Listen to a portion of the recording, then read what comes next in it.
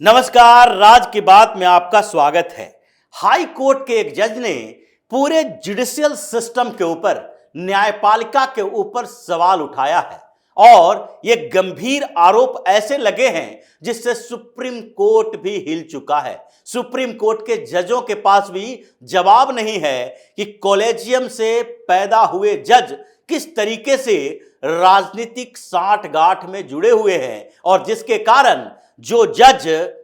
थोड़ा ईमानदार हैं, निष्पक्ष हैं और जो सवाल उठा सकते हैं उनको दबाया जाता है, परेशान किया जाता है। और यह मामला कलकत्ता हाईकोर्ट का है। कलकत्ता हाईकोर्ट के जस्टिस अभिजीत गंगोपाध्याय ने इस्तीफा दे दिया और उन्होंने जो न्यायपालिका है, हायर जुडिशियरी है, उसके ऊपर कई गंभीर आरोप लगाए, सवाल खड़े किए कि किस तरीके से उनकी बातों को तवज्जो नहीं दी गई, किस तरीके से दूसरे जज ने उनके खिलाफ कॉन्स्पिरेसी की, किस तरीके से जब कुछ मामलों की वो जांच के अधिकार उनके पास था, जो उनके बेंच में फैसला होने वाला था, उस पर राजनीतिक दबाव ऐसा हावी हुआ कि रोस्टर में उनके बेंच से वो सारे मुकदमे ले लिए गए। उनके ऊपर सवाल उठाने वाले कौन थे? उनके कुछ कलीग, यानी कि कलकत्ता हाईकोर्ट के ही कुछ जज, और उसके बाद उन जजों ने कलकत्ता हाईकोर्ट के चीफ जस्टिस को ये शिकायत की और उसके बाद कुछ वकीलों की फौज, जो बार एंड बेंच कहा जाता है, यानी कि बेंच के खिलाफ बार में बैठे कुछ वकील जो टीएमसी के कार्यकर्ता हैं, नेता हैं और जिन्होंने ममता बनर्जी के लिए लॉबिंग कर रखी है, उन लोगों ने भी अभिजीत गंगोपाध्याय के खिलाफ मोर्चाबंदी की और अंत में जस्टिस अभिजीत गंगोपाध्याय को रिजिग्नेशन देना पड़ा। रिजिग्नेशन देने के साथ ही उन्होंने एक और बातें कही कि अब राजनीति में एंट्री लेंगे, राजनीति करेंगे। ये जुडिशियल सिस्टम जिस तरीके से अलग अलग वजहों से राजनीति के साथ सांठगांठ, वकीलों के साथ सांठगांठ, वकीलों की सेटिंग चल रही है, उससे अब लगता है कि हाई कोर्ट हो या सुप्रीम कोर्ट हो, किसी जगह पर जज को पूरी तरीके से निष्पक्ष नहीं कहा जा सकता। और जब निष्पक्षता नहीं है, ईमानदारी नहीं है, तो उससे बेहतर है कि कानून के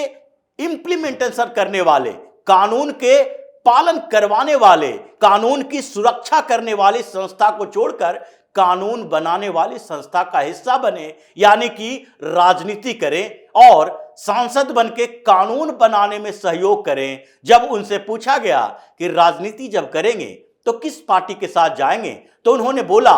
कि अभी पश्चिम बंगाल की राजनीति करेंगे और यहां पर जो हमने देखा है, ममता बनर्जी की सरकार को देखा है, इस सरकार को चोर लुटेरों के अड्डा बनते देखा है, गुंडागर्दी देखी है, भ्रष्टाचार देखे हैं, उन सारे को उजागर करने के लिए जरूरी है कि पश्चिम बंगाल से राजनीति करें और इसके लिए हमारे पास कई विकल्प मौजूद हैं। उन विकल्पों में कांग्रेस पार्टी भी है, लेफ्ट पार्टीज भी है और भारतीय जनता पार्टी भी है। इसके अलावा कोई छोटे क्षेत्रीय दल के साथ भी हम जुड़ सकते हैं, लेकिन उन्होंने टीएमसी का नाम नहीं लिया क्योंकि ममता बनर्जी के खिलाफ ही तो वो अभियान चला रहे हैं, ममता बनर्जी के भ्रष्टाचार को ही तो उजागर कर रहे हैं। लेकिन जिन तीन पार्टियों का उन्होंने नाम लिया, उसमें से एक एक पार्टी को देखते हैं तो पता चलेगा कि उनका पूरा संकेत इस बात को लेकर है कि वो भारतीय जनता पार्टी ज्वाइन करेंगे, क्योंकि टीएमसी के खिलाफ उन्होंने अभियान चलाया और उसके बाद उन्होंने नाम लिया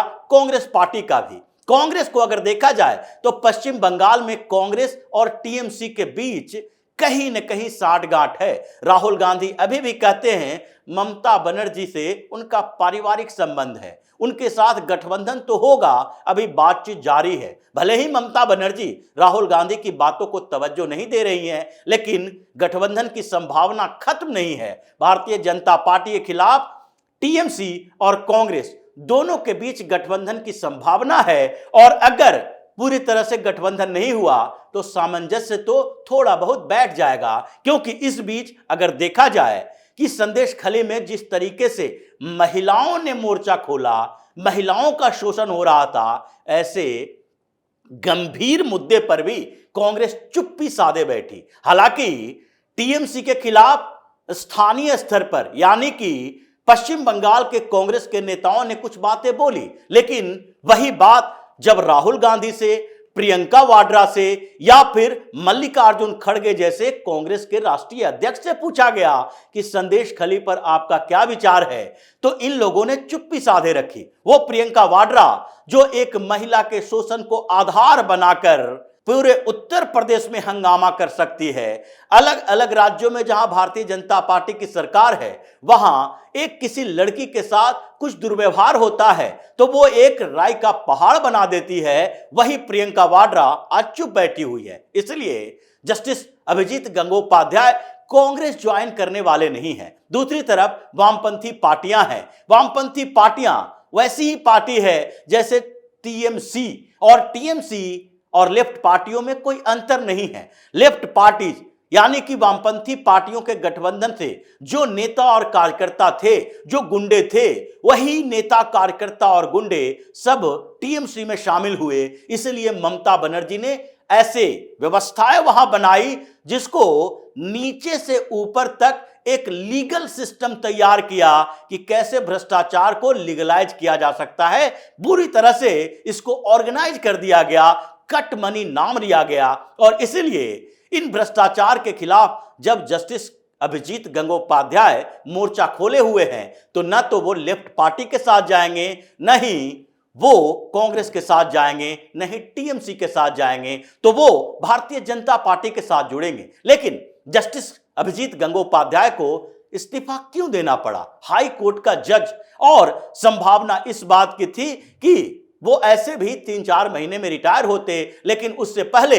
उन्होंने इस्तीफा दिया, गंभीर सवाल उठाए। उन्होंने पहला सवाल जस्टिस सौमेन सेन पर उठाया था, जब पिछली बार उन्होंने अभिषेक बनर्जी, ममता बनर्जी की करतूतों के ऊपर सौमेन सेन की बात कही थी। जस्टिस सौमेन सेन जो कलकत्ता हाईकोर्ट के ही जज हैं, उन्होंने जस्टिस अमृता सिन्हा को बुलाया था और अपने चैम्बर में जस्टिस अमृता सिन्हा से बात कही थी कि देखो, अभिषेक बनर्जी अभी एक युवा नेता है, उसके भविष्य से आगे बेहतर हो सकते हैं, वो सीएम बन सकता है, इसलिए उसके खिलाफ जो मामले चल रहे हैं, क्योंकि शिक्षक भर्ती घोटाला और म्युनिसिपल कॉर्पोरेशन के घोटाले में, भर्ती घोटाले में, दोनों में अभिषेक बनर्जी का सीधा नाम है। अभिषेक बनर्जी जिस कंपनी के सीईओ 2012 में थे, leaps and bound private limited, उस कंपनी से पैसे की लेन देन की बात सामने आई है और उसका मामला अमृता सिन्हा देख रही हैं। जस्टिस अमृता सिन्हा जब इन मामले में अभिषेक बनर्जी के खिलाफ एक्शन लेने लगी तो ममता बनर्जी ने उनके पति को फंसाया। सीआईडी उनके पति को पकड़ के एक पूछताछ कर रही थी और यह सारा का सारा मामला सामने तब आया जब उनके पति ने कहा कि हमसे सीआईडी वाले चाहते थे कि वो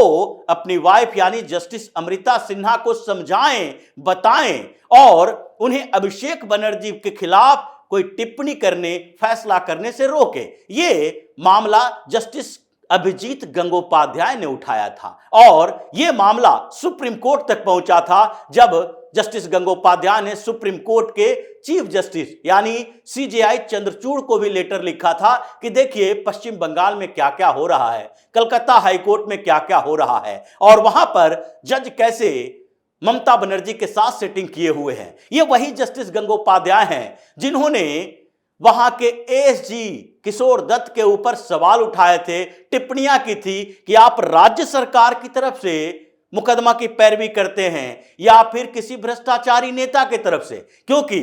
तृणमूल कांग्रेस एक राजनीतिक पार्टी है और पश्चिम बंगाल की सरकार, उसके मंत्री अलग हैं। अगर सरकार के खिलाफ भ्रष्टाचार है यानी कि कोई मंत्री ने भ्रष्टाचार किया, तृणमूल कांग्रेस के किसी नेता ने भ्रष्टाचार किया, तो सरकार के तरफ से वकील को उसकी पैरवी नहीं करनी चाहिए। वो स्टेट के खिलाफ काम किया है तो स्टेट तो उसके खिलाफ होना चाहिए। यही बात जस्टिस अमृता सिन्हा ने भी किशोर दत्ता को कहा था कि आप जब अभिषेक बनर्जी की भी पैरवी करते हो और अभिषेक बनर्जी जिस घोटाले में है उसमें सरकार के पक्ष में भी होते हो तो आपसे निष्पक्षता की उम्मीद नहीं की जा सकती। आप एक तरफ की बात करो, आप दोनों तरफ से पैरवी नहीं कर सकते, इसलिए उन्हें उस मामले से बाहर कर दिया गया था। लेकिन अब जो सौमेन सेन पर सवाल उठा, चीफ जस्टिस पर सवाल उठा, सुप्रीम कोर्ट में उस मामले को लेकर सवाल उठा, क्योंकि जस्टिस गंगोपाध्याय से जब अभिषेक बनर्जी, ममता बनर्जी से जुड़े मामले ले लिए गए थे और उन्हें कुछ फिनेंशियल से लेकर दूसरे मामले थमा दिए गए थे, उसमें सुप्रीम कोर्ट की भी भूमिका थी। ये लोग सुप्रीम कोर्ट ही पहुंचे थे और सुप्रीम कोर्ट ने यह मामला कलकत्ता हाई कोर्ट के चीफ जस्टिस को भेजा था कि अभी रोस्टर जो बन रहा है उसमें से अलग बेंच बनाएं और उससे जो जस्टिस गंगोपाध्याय के मामले के पास मामला है अभिषेक बनर्जी को लेकर, ममता बनर्जी के मंत्रियों को लेकर, वो सारे मामला किसी और जज को दे दीजिए। उसके बाद ही जस्टिस अमृता सिन्हा के बेंच को ये मामले दिए गए थे, जिसमें उन्होंने ईडी पर सवाल उठाया, वहां की सरकार पर सवाल उठाया, पुलिस पर सवाल उठाया, सीआईडी पर सवाल उठाया, लेकिन उनके सवालों का कोई जवाब नहीं मिला, क्योंकि ये सारे जजों को भी ममता बनर्जी फंसाने में लगी रहती है। यहां तक कि वहां जो वकीलों की फौज है वो बार बार स्ट्राइक इस बात के लिए करता है क्योंकि वहां पर ममता बनर्जी के खिलाफ मामले चल रहे हैं। जस्टिस अभिजीत गंगोपाध्याय वही जज हैं जिन्होंने पश्चिम बंगाल के घोटालों में कई मामलों की ईडी और सीबीआई जांच की सिफारिश की थी, जिनके कहने पर शिक्षक भर्ती घोटाले की सीबीआई जांच की गई, म्युनिसिपल कॉर्पोरेशन में भर्ती घोटाले की सीबीआई जांच की गई, जिनके कहने पर कई और मामले को सीबीआई के हवाले किया गया, लेकिन उनको इतना प्रताड़ित किया गया कि उन्हें आखिरकार रिजाइन देना पड़ा और अब वो भारतीय जनता पार्टी में आने वाले हैं। पीएम मोदी से न्याय इंसाफ की बात कर रहे हैं कि कैसे पूरे हायर जुडिशियरी में चल रहे इस भ्रष्टाचार, चल रहे इस लॉबिंग को खत्म किया जा सकता है, क्योंकि अभी भी कॉलेजियम व्यवस्था है और उस कॉलेजियम व्यवस्था में जज ही जज को नियुक्त करते हैं। वो अपने समर्थन वाले वकीलों को जज बनाते हैं और जो वकील उनके साथ हैं और जिनके अंदर आगे जाने की महत्वाकांक्षा, हाई कोर्ट से वो सुप्रीम कोर्ट जा सकते हैं, सुप्रीम कोर्ट में वो जज बन सकते हैं, तो ऐसे में एक लॉबिंग चल जाती है और उस लॉबिंग के साथ जो वकील सेटिंग करते हैं उन वकीलों के साथ ये लोग मिलजुल कर पॉलिटिशियन के साथ भी सेटिंग करते हैं। सवाल गंभीर है और पीएम मोदी को इंसाफ दिलाने की मांग की गई है। मतलब जस्टिस गंगोपाध्याय ने वही सारे सवाल उठाए हैं जो पूर्व कानून मंत्री किरण रिजिजू ने उठाए थे, पीएम मोदी की सरकार ने उठाए हैं कि कॉलेजियम व्यवस्था के तहत जो भर्तियां होती है, नियुक्तियां होती है, उसके बदले एनजेएसी लाना चाहिए, नेशनल जुडिशियल अपॉइंटमेंट कमीशन के बहाल करना चाहिए और इनके लिए ऑल इंडिया स्तर पर एक कंपटीशन होना चाहिए। लेकिन सुप्रीम कोर्ट ने उसे खारिज कर दिया, इस पूरे कमीशन की बात को नकार दिया है। लेकिन अब फिर से ये सवाल जजों के बीच से उठ रही है, कुछ जज सामने आ रहे हैं, इसका मतलब है इंसाफ होगा और पीएम मोदी आगे इंसाफ करने वाले हैं। इस पूरे जुडिशियल सिस्टम को, न्यायपालिका में नीचे से लेकर ऊपर तक जिस तरीके से करप्शन चल रहे हैं, भाई भतीजावाद चल रहा है, कॉलेजियम व्यवस्था के तहत जो अपॉइंटमेंट किए जाते हैं उसमें लॉबिंग चल रहा है, इन सब को खत्म करना पड़ेगा। खत्म करने के लिए अगला स्टेप उठाया जाएगा चुनाव के बाद। लेकिन अभी ये गंभीर आरोप, गंभीर सवाल जो उठे हैं उससे सुप्रीम कोर्ट में भी हंगामा मचा हुआ है। जज आपस में इस बात के लिए चर्चा कर रहे हैं कि एक हाई कोर्ट का जज अपने पद से इस्तीफा देकर राजनीति करने जाते हैं और वहां पर किस तरीके से गंभीर सवाल उठते हैं। तो इसी तरह की खबरों के साथ फिर से हाजिर होंगे, तब तक के लिए बने रहिए हमारे साथ और देते रहिए हमें सहयोग, ताकि इसी तरह की खबर हम आपके लाते रहें। धन्यवाद।